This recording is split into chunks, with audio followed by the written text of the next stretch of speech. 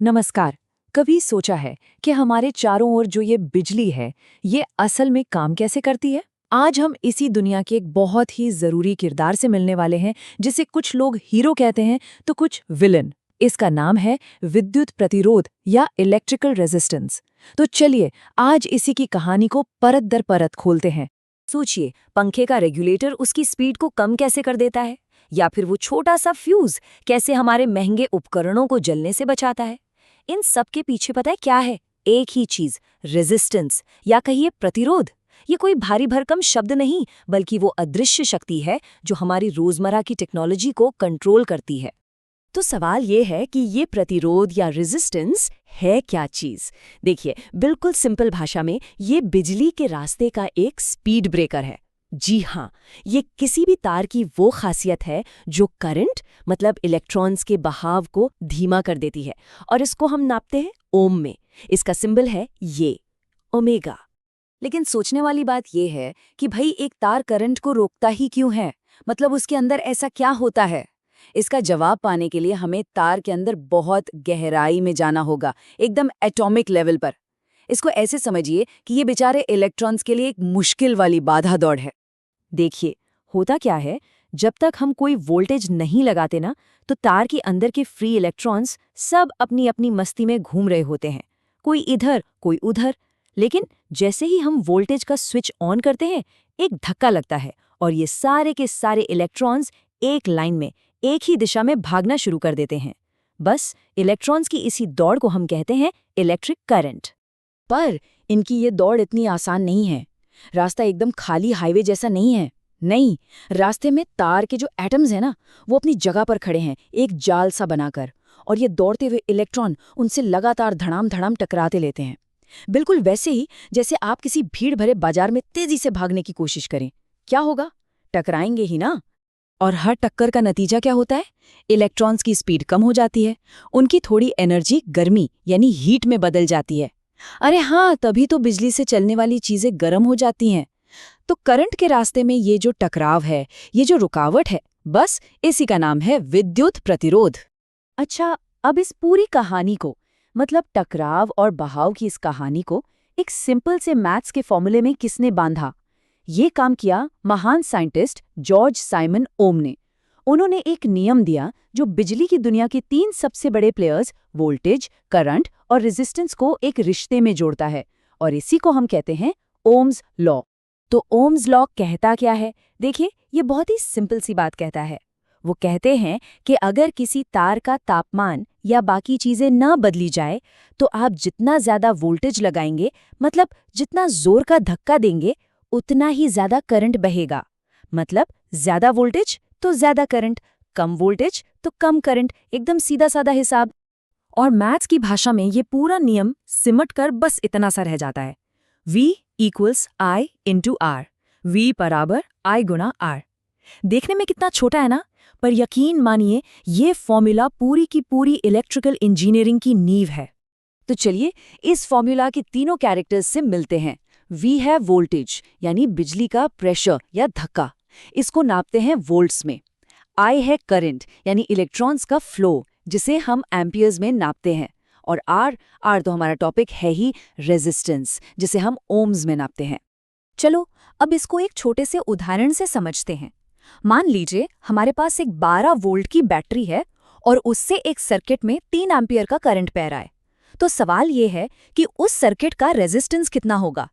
जवाब है 4 ओम। हाँ, लेकिन ये 4 ओम आया कैसे? अरे ये तो बहुत आसान है। हमें वोल्टेज यानी V पता है -12 वोल्ट, हमें करंट यानी I भी पता है -3 एम्पियर। अब बस हमें अपना V = I इंटू R वाला फॉर्मूला थोड़ा सा बदलना है। R निकालने के लिए हम V को I से डिवाइड कर देंगे, तो R हुआ V/I।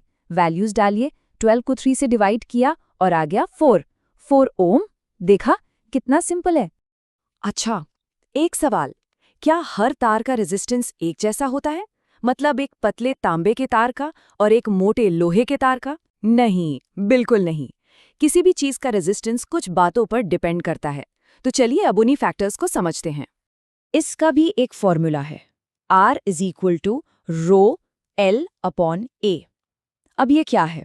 देखिए, R तो रेजिस्टेंस है, L है तार की लंबाई, लेंथ, A है तार की मोटाई यानी उसका क्रॉस सेक्शनल एरिया, और ये जो एक थोड़ा अजीब सा सिंबल है इसे कहते हैं रो, ये है रेजिस्टिविटी यानी प्रतिरोधकता।